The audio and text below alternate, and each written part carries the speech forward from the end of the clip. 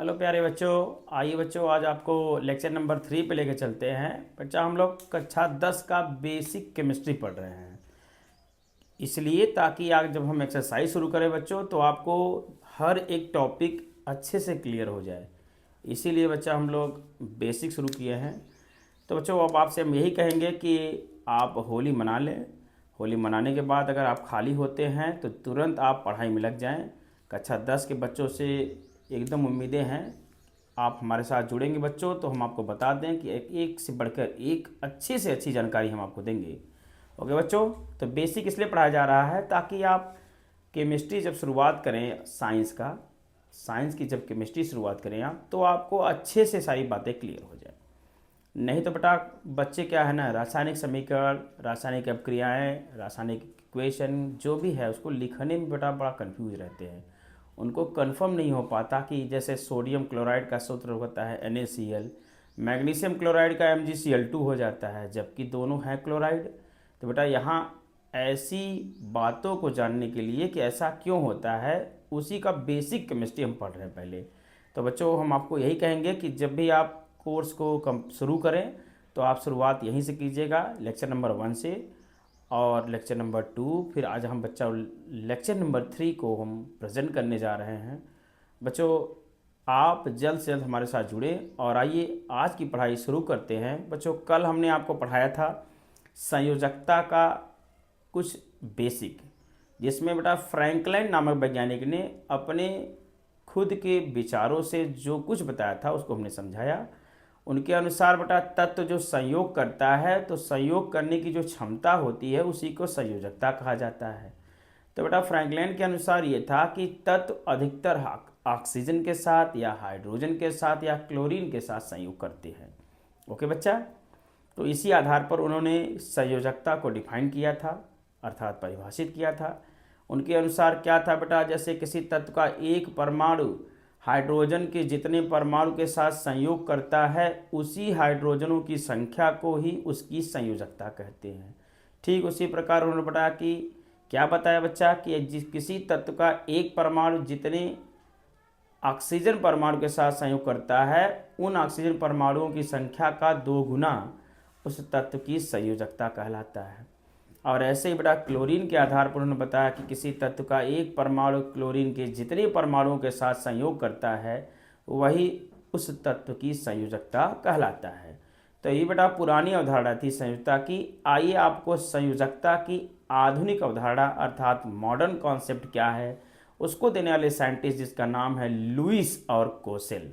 तो बेटा ये केमिस्ट्री के 2 महान वैज्ञानिक लुईस और कोसेल बड़े ही अच्छे भाषा में, बहुत ही ईजी लैंग्वेज में इन्होंने बड़ा समझाया, और उसी बात को हम भी आपको एकदम सरल और सहज शब्दों में समझाने जा रहे हैं। पहले आप सुन लीजिए कि इनका क्या कहना था। इनका कहना था बेटा कि किसी तत्व का, कोई भी तत्व स्थायी होने के लिए, अस्थायी होने का मतलब अक्रिय होने के लिए जितने इलेक्ट्रॉन त्याग देता है या ग्रहण कर लेता है या जितने इलेक्ट्रॉनों को साझा कर लेता है उन्हीं इलेक्ट्रॉनों की संख्या को ही उसकी संयोजकता कहते हैं।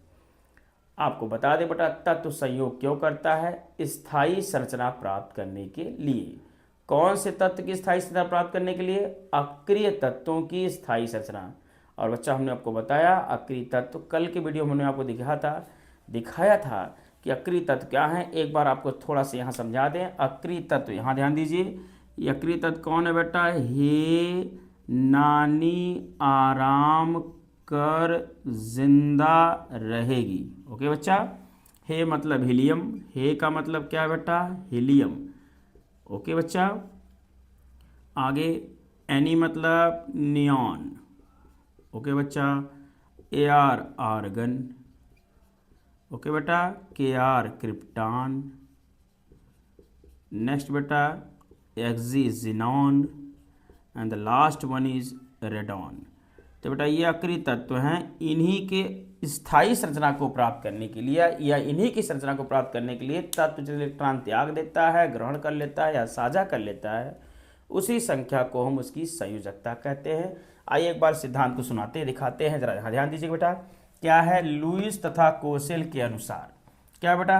कोई भी तत्व अक्रिय तत्वों की स्थायी संरचना को प्राप्त करने के लिए जितने इलेक्ट्रॉन त्याग देता है, ग्रहण करता है या साझा करता है, उन्हीं इलेक्ट्रॉनों की संख्या को उस तत्व की संयोजकता कहते हैं। ओके बच्चों, फिर से बता दें, अक्रिय तत्व, अक्रिय तत्व मतलब ये है helium, neon, argon, krypton, xenon और रेडॉन, ये बेटा इन्हीं की तत्व की। तो ये है 2, ये है 10, ये है 18, ये है 36, ये 56, 86। ओके बेटा, ये हो गए आपके तत्वों के परमाणु क्रमांक। कौन से तत्वों के? अक्रिय तत्वों की। ये कौन से तत्व है बेटा? अक्रिय तत्व। इनको हम नोबल गैस भी कहते हैं। इन्हीं की संरचना प्राप्त करने के लिए तत्व इलेक्ट्रॉन त्यागता है, ग्रहण करता है या साझा करता है। आइए बच्चों, इसको एक बार आप नोट करें और कॉपी पे नोट करें तो अच्छी बात है, अन्यथा आप इनकी स्क्रीनशॉट ले सकते हैं। तो एक बार स्क्रीनशॉट लें। हाँ बच्चों, तो आइए देखते हैं तत्व के इलेक्ट्रॉनिक विन्यास के आधार पर आपको दिखाते हैं कि तत्वों की संयोजकता कैसे निकालते हैं। तो बेटा देखिए, यहाँ है पहले परमाणु क्रमांक, यहाँ है तत्व, यहाँ इलेक्ट्रॉनों की संख्या, यहाँ उसकी संयोजकता। जैसे पहले तत्व की बात करें बेटा, तो पहला परमाणु क्रमांक जो पहले तत्व का है वो हाइड्रोजन है। हाइड्रोजन पहला तत्व है जिसका परमाणु क्रमांक कितना है बेटा? 1। और आपको हमने लेक्चर नंबर 1 में बताया बेटा कि किसी तत्व के पास जितने प्रोटॉन उतने ही इलेक्ट्रॉन और उतना ही उसका परमाणु क्रमांक होता है। तो यहाँ परमाणु क्रमांक 1 है, तो इलेक्ट्रॉनों की संख्या कितनी होगी बेटा? 1। अब हाइड्रोजन है, हाइड्रोजन को हम लोग किस सिंबल दिखाते हैं बेटा? H से। हाइड्रोजन किस सिंबल दिखाया जाता है बेटा? इसका प्रतीक H है। तो H यहाँ ध्यान दीजिएगा, हालांकि हम हिंदी में लिख दिए हैं, आप समझ लीजिएगा। अब हाइड्रोजन का अगर परमाणु क्रमांक 1 है, इलेक्ट्रॉनों की संख्या 1 है, इसको अगर स्थायी संरचना प्राप्त करना है बेटा, तो स्थायी होने के लिए क्या क्या है भाई हमको बताया गया है, हमारा मास्टर को बताया है। आपका मास्टर क्या बताया मास्टर बेटा? कि helium, neon, argon, krypton, xenon और रेडॉन। क्रिप्टॉन, जिनॉन और रेडॉन, यानी हे नानी आराम कर जिंदा रहेगी। ओके बेटा, ये 2, ये 10, ये 18, ये 36, 56, 86। ओके बेटा, तो ये 2 हीलियम क्या है बेटा? 2 इलेक्ट्रॉन वाला तत्व है। अगर इसको स्थायी होना है, हाइड्रोजन को यानी हीलियम बनना है, तो हीलियम के पास 2 इलेक्ट्रॉन है, हाइड्रोजन के पास 1। अब आप ही बताओ कि हाइड्रोजन को अगर स्थायी होना है, हीलियम बनना है, तो उसको इलेक्ट्रॉन की जरूरत पड़ेगी कि नहीं? पड़ेगी। कितने इलेक्ट्रॉन की बेटा? 1 की। क्यों 1 की? क्योंकि 1 उसके पास है, 1 और अगर मिल जाएगा तो 1 और 1 2 यानी हीलियम बन जाएगा बेटा। क्या बन जाएगा? हीलियम। और हीलियम बन जाएगा तो अस्थायी हो जाएगा। तो हीलियम की हाइड्रोजन की संयोजकता कितनी होगी बेटा? 1। 1 क्यों? 1 में 1 जुड़ेगा 2 हो जाएगा, 2 बनेगा तो क्या बन जाएगा बेटा? हीलियम। ओके, अब आया हीलियम, इसके पास इलेक्ट्रॉनों की संख्या 2 है, इसको तो यह तो अस्थायी है, इसको किसी की जरूरत है नहीं है, इलेक्ट्रॉन न तो लेगा न देगा न साझा करेगा, अर्थात इसकी वैलेंसी कितनी होगी बेटा? 0। ऐसे ही लिथियम है, इसके पास कितने इलेक्ट्रॉन है बेटा? 3। अब 3 है, इसके पास 2 चांस है। पहला चांस ये 3 इलेक्ट्रॉन है, तो 1 अगर त्याग दे तो हीलियम बन जाएगा, क्योंकि उसके पास 2 हो जाएंगे। या तो 7 ग्रहण कर ले बेटा, 1 त्यागे या 7 ग्रहण करे। तो इसके लिए कंडीशन क्या है कि ये 1 त्याग सकता है आसानी से, लेकिन 7 ग्रहण नहीं कर सकता, क्योंकि 7 कोई देगा ही नहीं। इसलिए बच्चों, तो ये 1 इलेक्ट्रॉन त्याग कर हीलियम की अक्रिय तत्व की संरचना प्राप्त करेगा, इसलिए इसकी भी वैलेंसी कितनी होगी बेटा? 1। तो 3 में से 1 घटाएंगे तो कितना आएगा बेटा? 2। और 2 का अर्थ इसका मतलब लिथियम की जो वैलेंसी है कितनी है? 1 है। लिथियम की संयोजकता कितनी है बेटा? 1। ऐसे ही बेरिलियम का 4 है। इसको अगर स्थायी बनना है बेटा तो कन्फर्म है, ये या तो हीलियम बने या तो नियॉन। नियॉन बनने के लिए 6 चाहिए और हीलियम बनने के लिए 2 त्याग दे तो कहानी बन जाएगी। तो इसको 2 त्यागना आसान है, इसलिए 2 दे त्याग कर ये स्थायी संरचना प्राप्त करता है। ऐसे ही बोरान बेटा, इसका एटॉमिक नंबर कितना है? 5। तो इसके पास इलेक्ट्रॉनों की संख्या कितनी होगी? 5। ऐसा ये क्या करेगा बेटा? 3 इलेक्ट्रॉनों को त्याग कर अक्रिय तत्व हीलियम की स्थायी संरचना प्राप्त करता है, इसलिए इसकी संयोजकता कितनी है बेटा? 3 है। ओके, कितनी है? 3।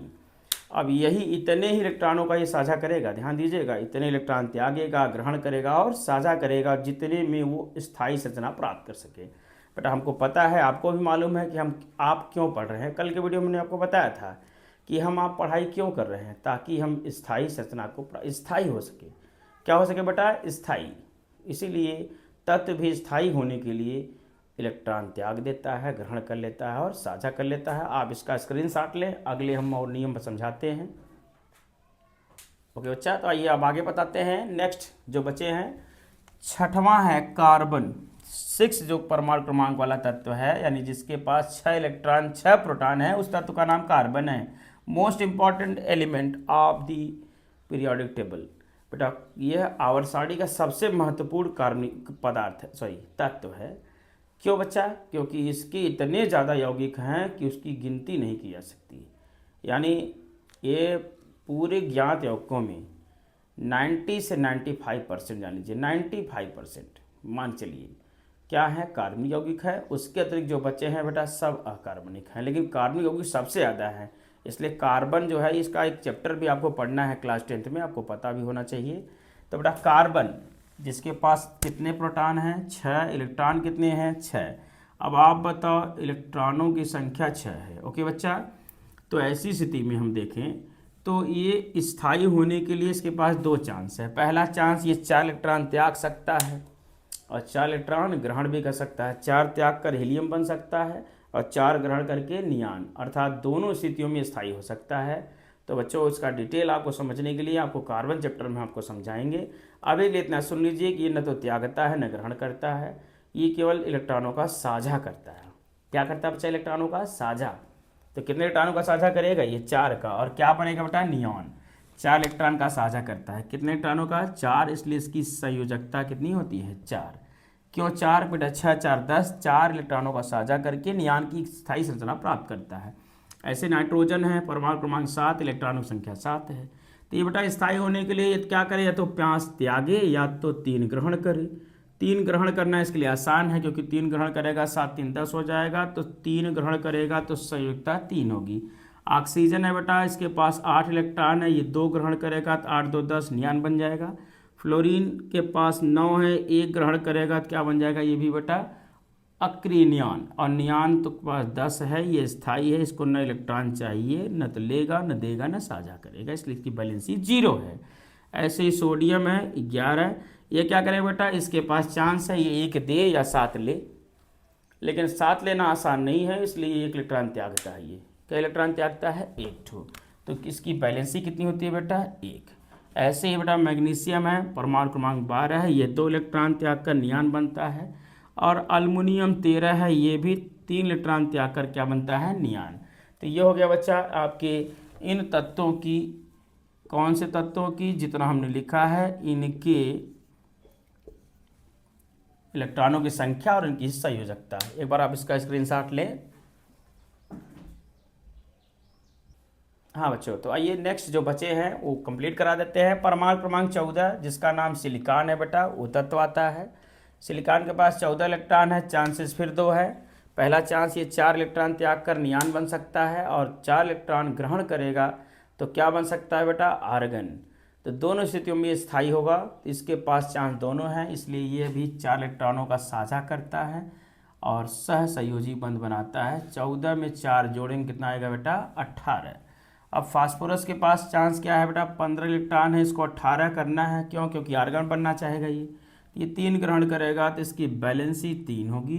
सल्फर बेटा 16 है, ये 2 ग्रहण करेगा तो इसकी बैलेंसी 2। क्लोरीन 17 है, ये 1 इलेक्ट्रॉन ग्रहण करेगा तो इसकी हो जाएगी 1। आर्गन बेटा स्थायी है, इसके पास कितने इलेक्ट्रॉन है बच्चों? 18। ये न इलेक्ट्रॉन ग्रहण करता है, न साझा करता है, न ही त्यागता है। इस स्थिति में इसका कितना होगा? 0। पोटेशियम का 19 है, 1 इलेक्ट्रॉन त्यागेगा तो 18 बनेगा, यानी आर्गन बन जाएगा। और कैल्शियम बेटा 20 है, ये भी 2 इलेक्ट्रॉन त्याग कर स्थायी संरचना को प्राप्त करता है, किसके? आर्गन की। तो इसलिए बेटा ये हो गया आपका तत्व और उनके परमाणु क्रमांक, और साथ ही साथ उनका संयोजकता। तो बेटा इसका बड़ा यूज है, संयोजकता का बहुत यूज है, इसलिए ताकि आप यौगिकों के नाम लिख सकें, उनके और सूत्र लिख सकें, इसलिए संयोजकता आपको आनी चाहिए। तो स्थायी होने के लिए इलेक्ट्रॉन जितना त्यागेगा, ग्रहण करेगा या साझा करेगा, वही संयोजकता कहलाएगी। बेटा ये हो गई आपकी संयोजकता का पूरा डिटेल, जो इलेक्ट्रॉनिक कॉन्फ़िगरेशन के नाम पर दिया गया। इसके बाद के तत्व जो हैं बेटा, उनमें कुछ तत्व ऐसे हैं जिसमें आपके कौन से तत्व आते हैं? संक्रमण तत्व। उनकी कोई स्थायी अवस्था नहीं होती, अर्थात न तो उनका कोई निश्चित संयोजकता होता है, न ही कोई निश्चित ऑक्सीकरण संख्या होती है। यानी उनके इलेक्ट्रॉन त्यागने ग्रहण करने की कोई विशिष्ट क्षमता, विशिष्ट यानी स्पेशल, अर्थात कह सकते हैं कि निश्चित इलेक्ट्रॉन त्यागने की कोई क्षमता नहीं है। इसलिए उनके इलेक्ट्रॉनिक विन्यास को हम लोग या उनकी संयोजकता को इस आधार पर नहीं ज्ञात करते हैं। तो उनका संयोजकता ज्ञात करने के लिए आपको आगे पढ़ना है, लेकिन अभी के लिए इसके लिए इतना बहुत है बेटा। आप इसको नोट कर लें। कुछ रेडिकल्स हैं उनकी हम संयोजकता लिख दें, ताकि अगले वीडियो में आपको हम तत्वों के यौगिक जितने भी होते हैं, तत्वों के कितने यौगिक, उनके अड़सुत लिखना सीख सकें हम। इसको नोट करें बेटा। कुछ रेडिकल्स के हम लिख देते हैं। ओके बच्चों, तो ये मूलक और उनका प्रतीक और उनकी संयोजकता। मूलक बेटा किसी यौगिक के साथ प्रीफिक्स के या सफिक्स के रूप में जो भी स्पीशीज जुड़ते हैं उन्हीं को मूलक कहते हैं। किसी तत्व के साथ सफिक्स या प्रीफिक्स के रूप में जुड़ने वाले, सफिक्स या किसके रूप में बेटा? प्रीफिक्स, यानी पूर्व लग्नक और अनुलग्नक, क्या क्या? पूर्व लग्नक और अनुलग्नक के रूप में जुड़ने वाले जितने भी अणु, परमाणु या आयन होते हैं उन्हीं को हम मूलक कहते हैं। जिन बेटा कुछ मूलक लिखे गए हैं, हमने आपको यहाँ मेंशन किया है।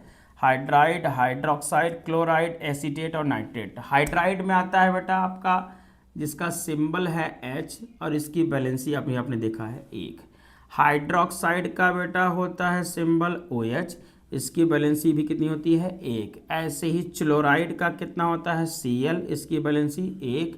एसीटेट बेटा CH3COO, एसीटेट CH3COO, इसकी भी वैलेंसी 1 है। और नाइट्रेट है NO3, इसकी भी वैलेंसी कितनी है बेटा? 1। इनको आप नोट करें, इनके कॉपी पे नोट करते चलें, अन्यथा आप स्क्रीनशॉट के इसको रख ले बेटा, क्योंकि अगले वीडियो में हम इसको समझाएंगे कि इन्हीं का यूज करेंगे हम, इनकी वैलेंसी का, इनके अणुसूत्र का, इनके परमाणु सूत्र का। इसको नोट करिए, अगला हम बताएं। ओके बच्चों, तो आइए नेक्स्ट एंड लास्ट जिनको आप यूज करेंगे कक्षा 10 के यौगिकों के अणुसूत्र लिखने में, वो है बेटा ऑक्साइड। ऑक्साइड का प्रति सिंबल क्या है बेटा? O और वैलेंसी क्या है? 2। सल्फाइड का सिंबल S है बेटा, इसकी भी वैलेंसी कितनी है? 2। सल्फेट का बेटा SO4 है, क्या है बेटा? SO4, सल्फेट का SO4, वैलेंसी 2। कार्बोनेट का है बेटा CO3, इसकी वैलेंसी 2 है। और फास्फेट PO4, इसकी वैलेंसी 3 है। बेटा इन मूलकों और उनके प्रतीक और उनके अणुसूत्र को आप याद रखें, इसको कॉपी में नोट कर लें, अन्यथा आप जितना हम नेक्स्ट वीडियो में पढ़ाएंगे वो आपके समझ में थोड़ा कम आएगा।